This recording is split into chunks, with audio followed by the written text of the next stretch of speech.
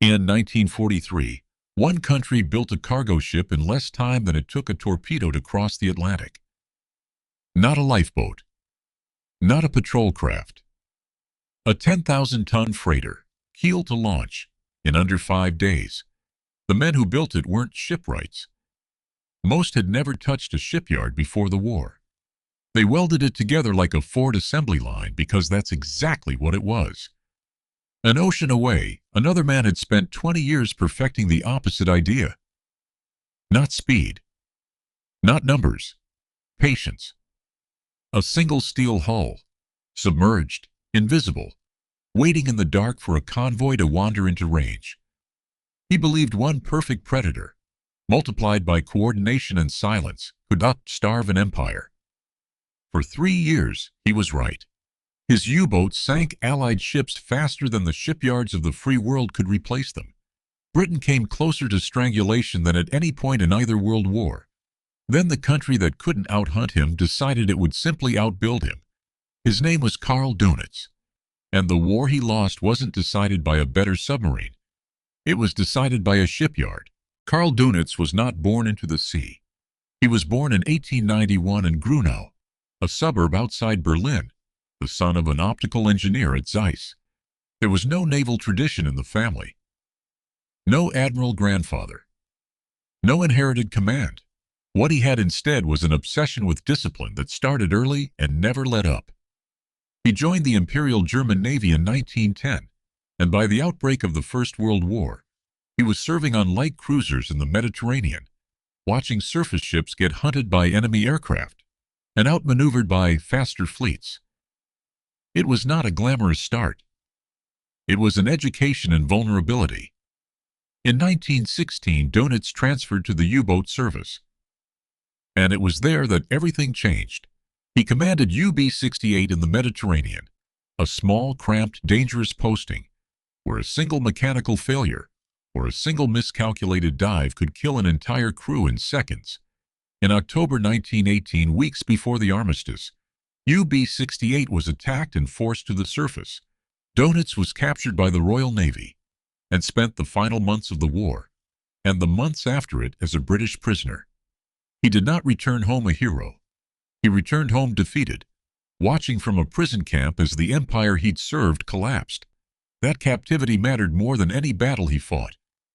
Because from the other side of the wire, Dönitz watched how the Allies had actually won the U-boat war, not by building better submarines, but by grouping merchant ships into convoys, surrounding them with escorts, and making it nearly impossible for a lone submarine to slip through undetected. Individual German U-boats, hunting alone, had been picked off one at a time. The lesson was brutal and simple. A single predator, however skilled, could not beat a coordinated herd. So Dönitz spent the interwar years solving that exact problem. If one U-boat couldn't break a convoy, what if a dozen attacked at once, not from a single direction, but strung out across the ocean like a net, each one silent and separate until the moment one of them spotted the target? That boat wouldn't attack alone.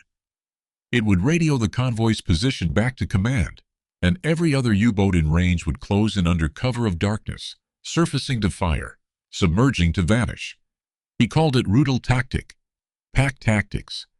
The English-speaking world would later call it something more visceral, the Wolfpack.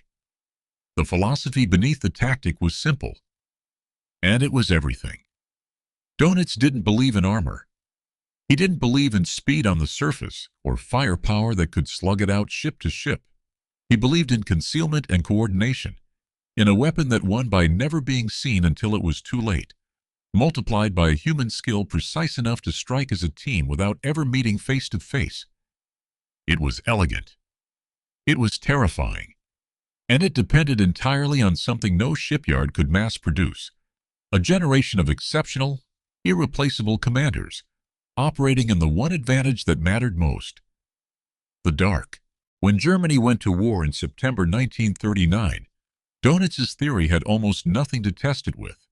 The Kriegsmarine possessed only 56 U-boats total, and of those, 8 were small coastal types fit only for training duty in the Baltic.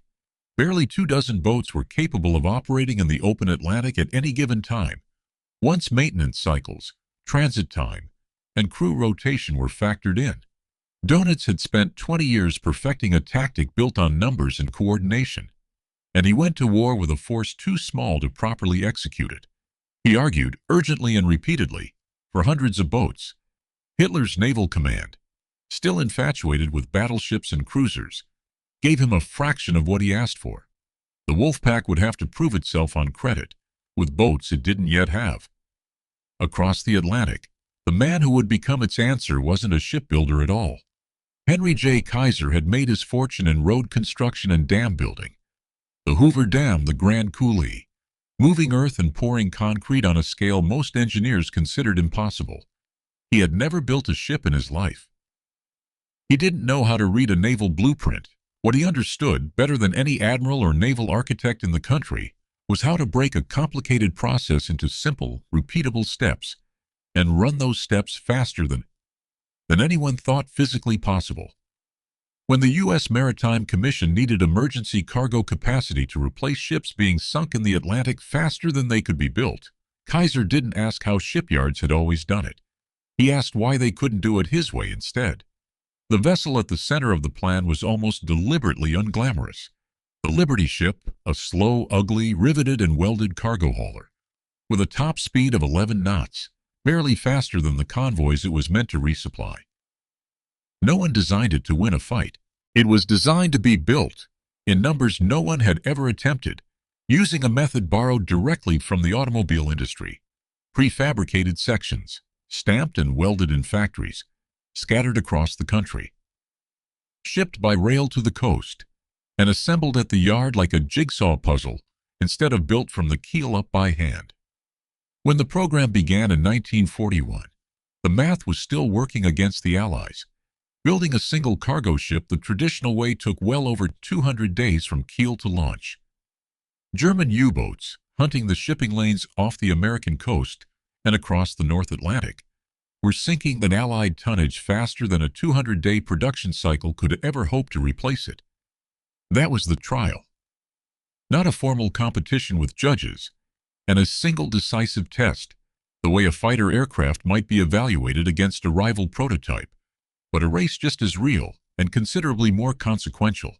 On one side, a German admiral betting that a small number of exceptional predators, invisible and coordinated, could sink merchant shipping faster than a nation of 8,000 miles of coastline could rebuild it. On the other, an American industrialist betting that raw, repeatable, assembly line speed could outproduce the U-boats no matter how good they got. Neither man had ever met the other. Neither would for the rest of the war. But by 1941, their philosophies were already on a collision course, separated by an ocean that both of them intended to control, one from beneath its surface, the other from the shipyards that lined its shore. The Wolfpack would draw first blood. It always does, in stories like this one. But the ship Kaiser was about to build wasn't meant to win a single battle. It was built to win a war of arithmetic. The proof came faster than anyone in Berlin expected, and it came from a stroke of geography Dönitz had never planned for. In the spring and early summer of 1940, German forces swept through Norway and then France. And by June, U-boats that had once been forced to make a long, fuel-draining voyage around the north of Scotland, just to reach the Atlantic, suddenly had direct access to it. Bases at Lorient, Saint-Nazaire, and Brest put German submarines within a few days' sailing of the main shipping lanes between North America and Britain, instead of a week or more. Range that had been a constant limitation was, almost overnight, no longer a problem. The Wolfpack finally had the geography to match the theory. What followed, between June and December of 1940, became known among the U-boat crews themselves as the first happy time. More than 360 Allied merchant ships, close to 2 million tons of shipping, went to the bottom of the Atlantic in 6 months. British convoys, still working out how to defend against coordinated night attacks on the surface, were catastrophically vulnerable. Sonar, known to the British as ASDIC, could detect a submerged U-boat, but it was nearly useless against one running on the surface in darkness, low in the water, engines quiet, invisible to the naked eye until it was already inside the convoy's formation. Dönitz's crews had found the one gap in Allied defenses that Rudel tactic was built to exploit, and they lived inside that gap for months at a time. The tactic itself was simple to describe and brutally effective in execution. U-boats were spread out in a picket line across a convoy's likely route, spaced far enough apart to cover a wide stretch of ocean, but close enough to concentrate quickly once a target was found. The boat that made contact did not attack immediately. It shadowed the convoy at a distance, radioed the position, course, and speed back to Dönitz's headquarters in France, and waited. Command would then vector every other boat within range toward the same coordinates. When enough of the pack had gathered, sometimes 6 boats, sometimes more than a dozen, they attacked together, at night, on the surface, firing torpedoes and diving only when the convoy's escorts turned to hunt them down. A convoy that might have fought off a single attacker was suddenly facing torpedoes from 4 or 5 directions at once, with no way to know how many U-boats were actually out there in the dark. Individual commanders became legends inside Germany during this period, men whose names were read aloud on state radio as their tonnage totals climbed, their faces printed in newspapers, their attacks narrated like sporting events. The tactic rewarded exactly the kind of skill Dönitz had spent 20 years cultivating: patience, nerve, precise navigation, and the willingness to press an attack from point-blank range rather than firing from a cautious distance.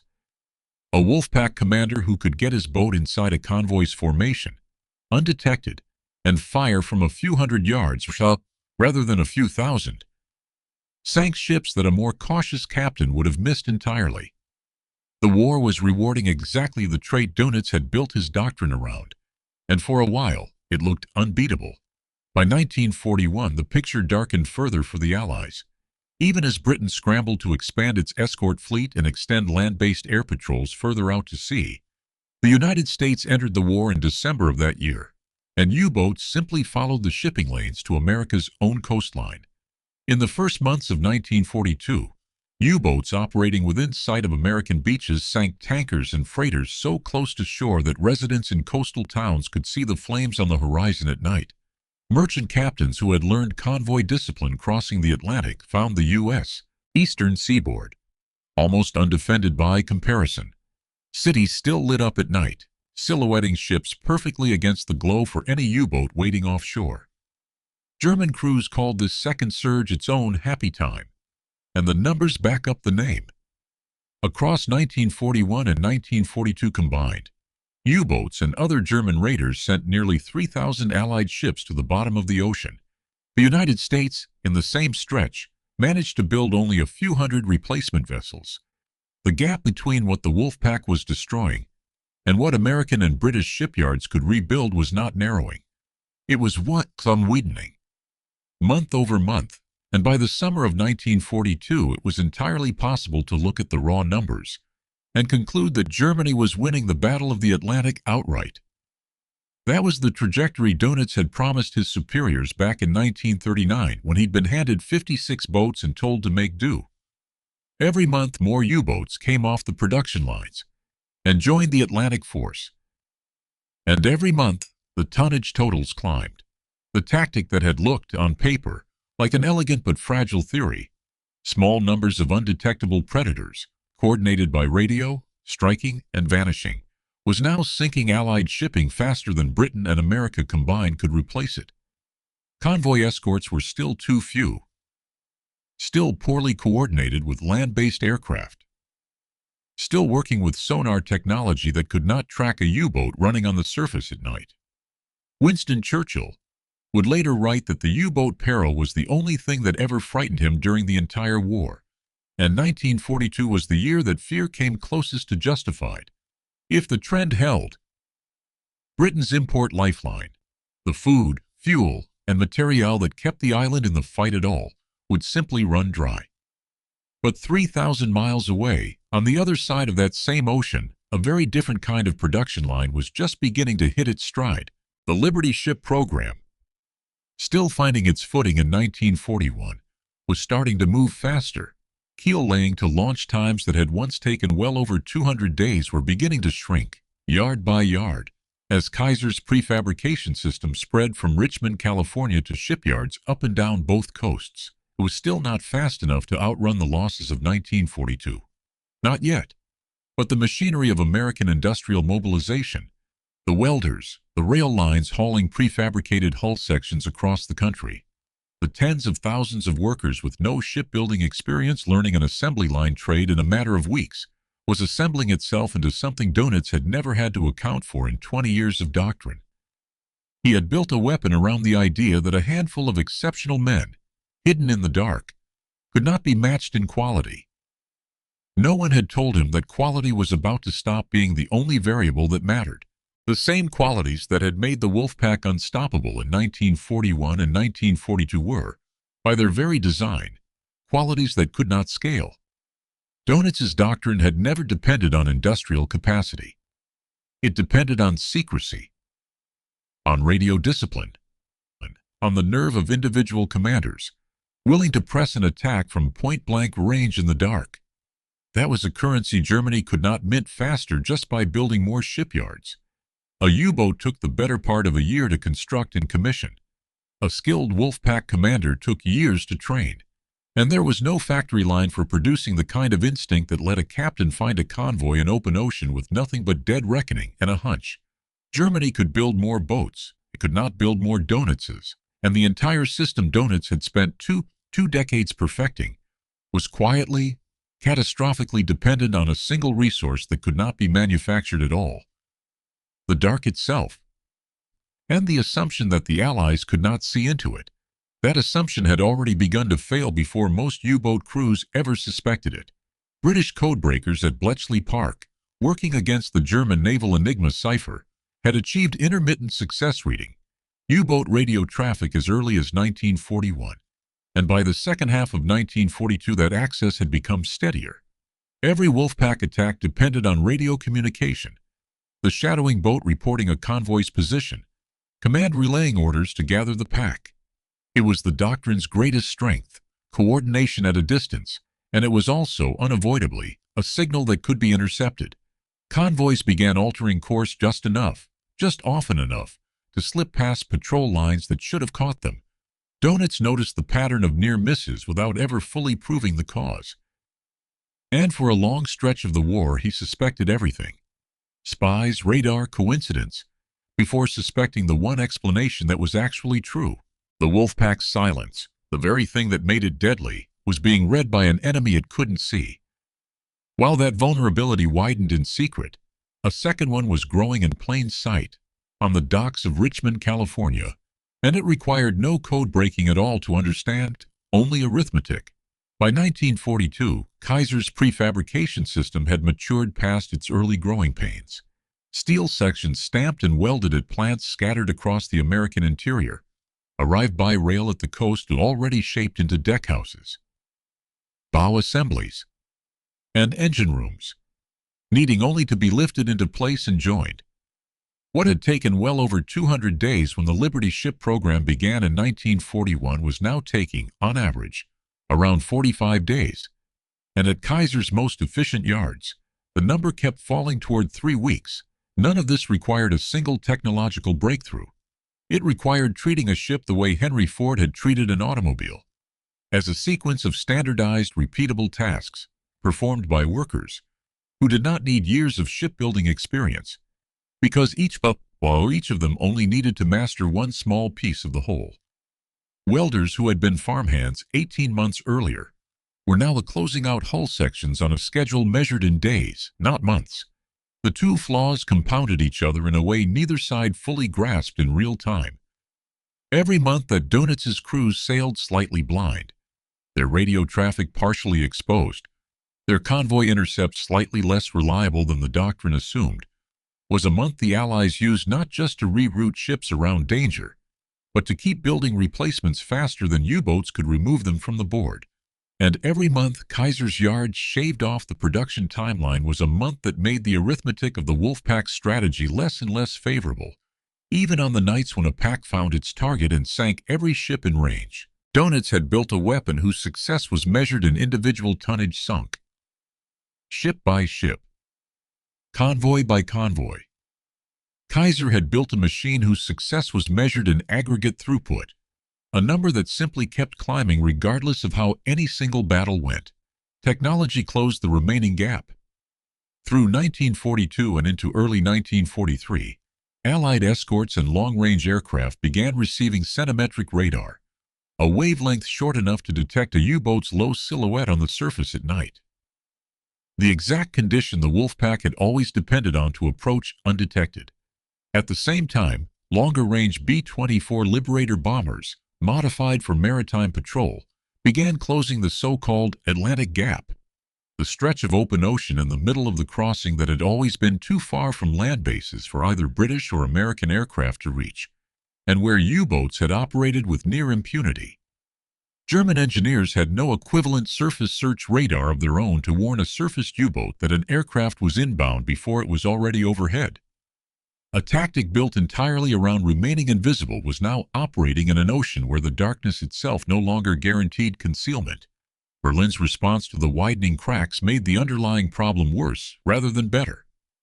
Rather than reassessing whether the Wolfpack doctrine could survive contact with centimetric radar and code breaking, German Naval Command pushed for more boats, faster construction, more aggressive patrol schedules, doubling down on the exact model that was already starting to fail, because the political appetite in Berlin had no room for an admiral explaining that the enemy's shipyards, not the enemy's navy, might be the harder problem to solve. Hitler wanted tonnage sunk. He did not want to hear that America could now replace that tonnage faster than U-boats could destroy it. And Dönitz, ever the loyal officer, kept pressing the attack rather than raising the alarm that the numbers no longer favored him. By the spring of 1943, the two trend lines had finally crossed. American and British shipyards, powered by Kaiser's assembly line methods, and a dozen imitators across both coasts, were now launching Liberty ships faster than U-boats could sink them, even during the Wolfpack's best months. Convoys, guided by intelligence Dönitz still couldn't fully trace, were slipping past patrol lines that should have intercepted them. Aircraft equipped with radar the Germans had no way to detect were finding U-boats on the surface at night for the first time in the entire war. Everything that had made the Wolfpack the most feared weapon in the Atlantic, the secrecy, the coordination, the reliance on a handful of brilliant, irreplaceable men operating beyond the reach of technology, was, one by one, being stripped away by an enemy that had simply built more, built faster, and built smarter than Dönitz had ever believed possible. He did not know it yet, standing in his headquarters in France in the early weeks of 1943. Still reading reports of tonnage sunk and boats returning safely to port. But the war he had spent 20 years designing to be won in the dark was about to be decided, once and for all, in the full light of a single catastrophic month. The convoy was called ONS-5, and it left Britain outbound for Canada in the last days of April 1943. 42 merchant ships escorted by a modest handful of corvettes and destroyers, sailing directly into the worst stretch of the North Atlantic that any convoy had faced that spring. Dönitz had more than 30 U-boats positioned across its likely route, strung out in the picket line formation that had worked so many times before. On paper, it should have been a massacre. In practice, over the course of the next 8 days, it became the battle that told Dönitz, in numbers too plain to argue with, that something fundamental had changed. The weather turned first, and it turned against everyone equally. Gale force winds and heavy fog rolled across the convoy's path starting April 28th, scattering the tightly packed formation of merchant ships and making it nearly impossible for escorts to hold a defensive screen. For a Wolfpack, fog should have been an advantage, cover for a surfaced U-boat to close the distance undetected by human eyes. But this time, the ships hunting them didn't need eyes. Several of the escort vessels were fitted with the new centimetric radar, the short-wavelength technology German intelligence had consistently underestimated, and it worked exactly as well in fog as it did in clear weather. On the night of May 5th, one escort's radar operator picked up a surfaced contact running blind through the mist less than a mile away. The escort turned toward it, closed the distance before the U-boat's lookouts ever saw the danger, and rammed it before it could dive. It was not an isolated moment of luck. It was the pattern of the entire battle. Over 8 days of fighting, U-boats managed to sink 12 merchant ships from the convoy. A real toll, the kind of number that would have counted as a clear German victory in 1941. But the escorts fought back with a coordination and a technological edge the Wolfpack had never faced before. 6 U-boats went down in the exchange, rammed, depth-charged, or caught on the surface by radar before they could escape into the dark that had always been their sanctuary. 7 more limped away with battle damage severe enough to end their patrols early. For the first time in the war, a convoy under sustained Wolfpack attack had inflicted losses on the attacking force that were not just painful, but proportionally worse than the damage it had suffered. Dönitz read the after-action reports from ONS-5 with the same instinct that had guided him for 2 decades. Adjust the tactics, press harder, trust the doctrine. What he could not yet see, because the evidence was scattered across dozens of individual patrol logs, rather than presented to him as a single clear picture, was that the technology gap behind those losses wasn't a temporary setback. It was permanent, and it was about to get worse. The escorts that had found his boats in the fog off Newfoundland were not an anomaly. They were the new standard, and every convoy crossing the Atlantic that spring was being escorted by ships increasingly equipped the same way. He ordered the Wolfpacks back into position anyway. There was no other doctrine to fall back on, no alternate strategy 20 years in development waiting in reserve. The entire architecture of the U-boat war depended on darkness as a sanctuary, and Dönitz had no way to rebuild that architecture in the space of a few weeks. So the boats went back out, into an ocean that no longer behaved the way it had for the first 3.5 years of the war, hunting convoys that could now see them coming from a mile away in weather that used to guarantee invisibility. Convoy ONS-5 had not been the decisive battle of the Atlantic. It had been the preview. And the preview was already worse than anything the Wolfpack had experienced since the war began. What happened over the following 3 weeks became known, even among the Germans who lived through it, as Black May.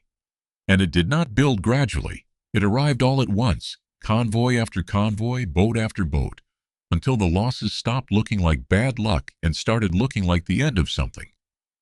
In the first week of May, Convoy SC-130 crossed the Atlantic under attack from a Wolfpack of more than a dozen U-boats, and not a single merchant ship was lost. 5 U-boats were sunk trying. It was, by any measure Dönitz had ever used to judge a battle, an unthinkable result. The pack had found its target, pressed the attack with experienced crews, and come away with nothing to show for it, except 5 fewer boats than it started with. Days later, a smaller engagement against a separate convoy cost another handful of U-boats for a similarly thin return. The pattern from ONS-5 wasn't fading. It was repeating convoy after convoy, each time with slightly worse arithmetic for the Germans than the last. By the time the month closed on May 31st, the U-boat arm had lost somewhere between 40 and 43 submarines in 31 days, more boats than had been lost in any previous month of the war, and by a wide margin. It amounted to roughly a quarter of Germany's entire operational Atlantic force, gone in a single month, along with the trained crews inside them. 18 of those boats went down fighting convoy escorts directly in the North Atlantic. 14 more were caught by long-range aircraft. Patrol planes that could now reach the middle of the ocean thanks to the extended range of the B-24 Liberator, closing the gap of open water that had once been the Wolfpack's safest hunting ground. Roughly 1,800 German sailors died that month. Fewer than 200 survived to be pulled from the water as prisoners. The loss was not only strategic, it reached directly into Dönitz's own family. Among the boats sunk that month was U-954, and among the crew who died aboard her was Peter Dönitz, the Admiral's own son, a young officer barely into his naval career. There is no operational report that captures what that meant to the man directing the entire campaign from his headquarters in France, only the fact that he continued issuing orders in the days that followed, because there was no alternative and no time to stop. On May 20, 1943, Karl Dönitz did what he had refused to consider through 3.5 years of war. He ordered the Wolfpacks withdrawn from the North Atlantic convoy routes entirely. It was not framed as a retreat. Official communication spoke of regrouping, of repositioning to safer waters, while new equipment and tactics were developed to counter Allied radar. But every officer who received that order understood what it actually meant.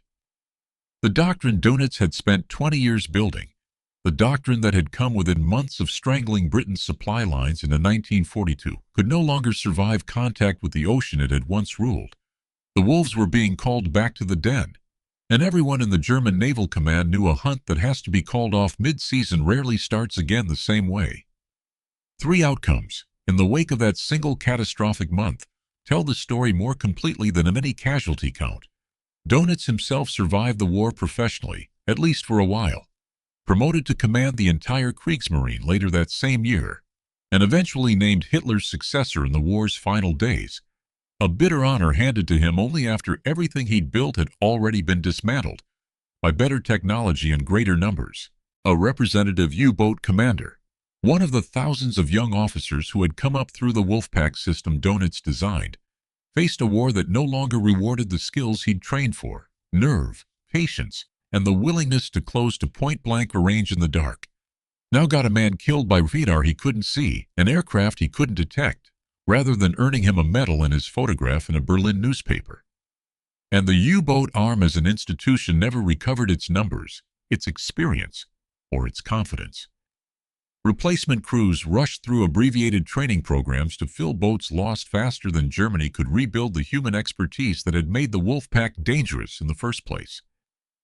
The instrument that depended entirely on skilled, irreplaceable men was now being crewed by sailors, with a fraction of the experience of the men they replaced, sent out into an ocean that had already proven it could find them. Germany would keep building U-boats for 2 more years. Production numbers, in fact, would keep climbing even as the war turned decisively against Berlin on every other front. Newer models, faster and quieter, would eventually put to sea before the war's end. None of it mattered in the way it once had. The brief window when a handful of brilliant commanders, hidden by darkness and coordinated by radio, could threaten to cut an entire island nation off from the world had closed, and it had closed for good. What replaced it, in the convoy lanes of the mid-Atlantic, was simple, brutal, indifferent arithmetic. More escorts, more aircraft, more radar sets, and more ships arriving from American shipyards every single week than U-boats could possibly sink, no matter how skilled the men firing the torpedoes still were. The sea that Karl Dönitz had spent his life mastering had not defeated him. The shipyards on the other side of it had. The war in the Atlantic did not end with Black May, but it never again threatened to be lost. U-boats continued sailing out of French and Norwegian bases for 2 more years, and German shipyards kept launching new boats, some of them genuinely more advanced than anything Dönitz had commanded in 1943. Faster underwater, quieter, eventually fitted with the snorkel breathing tube that let a boat run its diesel engines while staying submerged. None of it changed the fundamental math that had been settled that May. Allied shipyards were now producing merchant tonnage faster than U-boats could sink it under almost any circumstance. And the technological gap in detection, radar, sonar, and eventually a torpedo-homing weapon called the Mark 24 that hunted the sound of a U-boat's own propellers, kept widening rather than closing. By 1944 and into 1945, U-boat patrols increasingly ended not in a sunk merchant ship, but in a sunk U-boat. And everyone still serving in the fleet, from the newest recruit to Dönitz himself, understood which direction the war had turned. Dönitz's own post-war fate reads almost like an epilogue written for irony. In the war's final days, Hitler named him as his successor, head of a state that existed for barely 3 weeks before Germany's unconditional surrender. Dönitz signed the surrender documents, was arrested by Allied forces, and stood trial at Nuremberg, where he was convicted of war crimes connected to unrestricted submarine warfare and sentenced to 10 years in prison. He served the full sentence and was released in 1956, living another 3 decades afterward, writing memoirs that defended the strategic logic of the Wolfpack campaign, even as he acknowledged, in less guarded moments, that no amount of tactical brilliance could have overcome the industrial gap that opened against him in 1943. Hug died in 1980, one of the last senior commanders of Nazi Germany's war machine still living, having outlasted almost everyone who had served under him. Henry Kaiser's fate ran in the opposite direction entirely, and it says something about the two philosophies that one man walked out of the war a convicted criminal, and the other walked out of it a national hero. By the time the shooting stopped, Kaiser's shipyards had built 1,290 vessels, Liberty ships, escort carriers, troop transports, landing craft, accounting for roughly 27% of every ship the U.S. Maritime Commission ordered during the entire war. The assembly line techniques he'd imported from road construction and dam building didn't just win a production race against German U-boats. They became the template for how the United States built almost everything at industrial scale for the rest of the 20th century, from post-war housing developments to the healthcare system that still carries his name today. Kaiser never fired a shot in anger, and depending on how the numbers are read, he may have done more to defeat the U-boat threat than any single admiral in the Allied navies. The ships themselves scattered into very different fates than the philosophies that built them. Most of the 2,700-plus Liberty ships built during the war were scrapped or sold off within a decade or two of victory, their slow 11-knot cruising speed making them obsolete almost as soon as peacetime commerce resumed, and faster designs took over merchant fleets. A small handful survive today as floating museums. Vessels like the SS John W. Brown and the SS Jeremiah O'Brien, both still afloat and occasionally underway on the water they once crossed under threat of torpedo, maintained now by volunteers rather than wartime welding crews. The SS Robert E. Peary, the ship built in a little over 4.5 days as a publicity stunt to prove what American industry could accomplish, was not so fortunate. She served out the war and was eventually scrapped in Baltimore in 1963. Her record for speed of construction never broken. Her actual usefulness as a cargo vessel, never any different from the thousands of ordinary Liberty ships built at a more sustainable pace around her. The U-boats fared even worse, and far more permanently. Of the more than 1,100 U-boats Germany built during the war, roughly 3/4 were lost at sea, sunk in combat or scuttled by their own crews rather than surrendered. The survivors that made it to war's end were mostly divided among the victorious Allied powers, studied for their technology, and scrapped or sunk in weapons tests within a few years of Germany's surrender. Almost nothing remains today of the fleet that came within months of cutting Britain off from the world in 1942.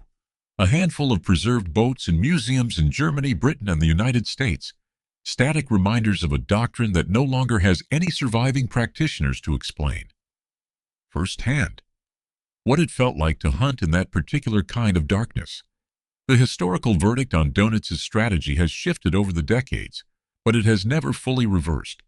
Naval historians still credit Rudeltaktik as one of the most sophisticated undersea warfare doctrines of the 20th century, a genuine innovation that came close to strangling an island nation using a fraction of the surface fleet Germany's rivals possessed.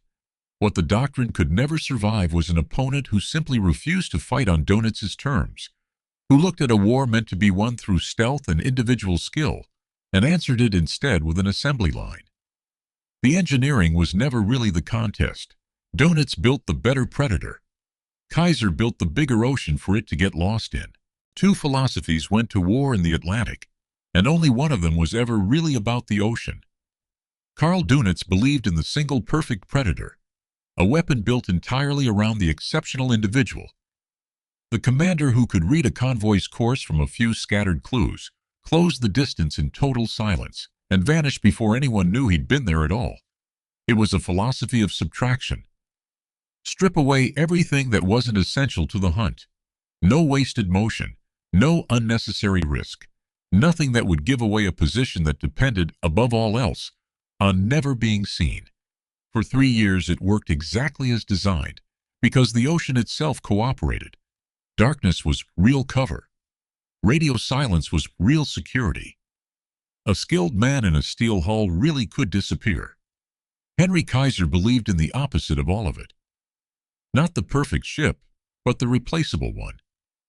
Not the exceptional welder, but the ordinary one, trained in weeks instead of years, repeating the same task on the same section of hull, until it no longer mattered whether any individual worker was gifted or not. The system itself was the asset, not the people running it. It was a philosophy of addition. Build more. Build faster.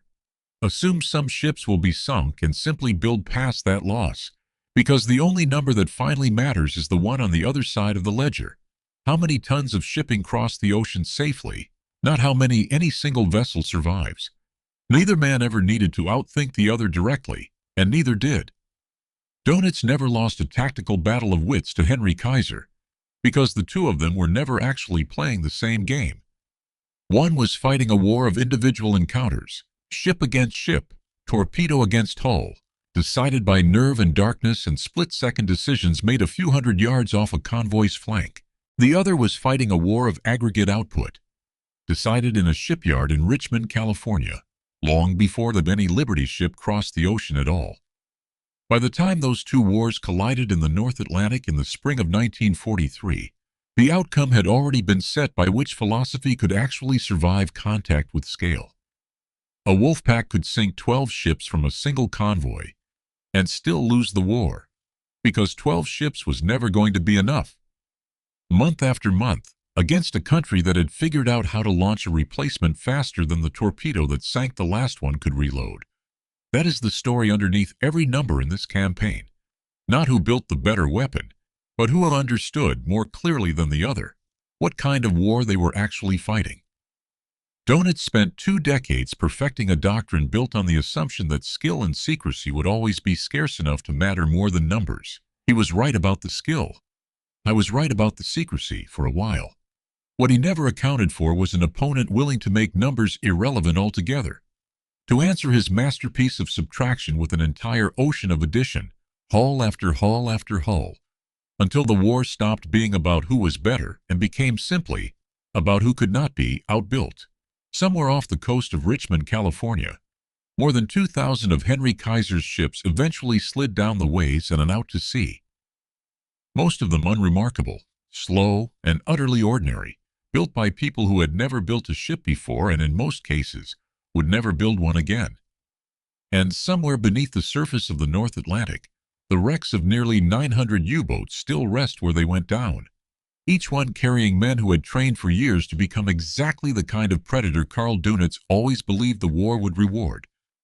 He built the perfect wolf. The other side built a bigger ocean,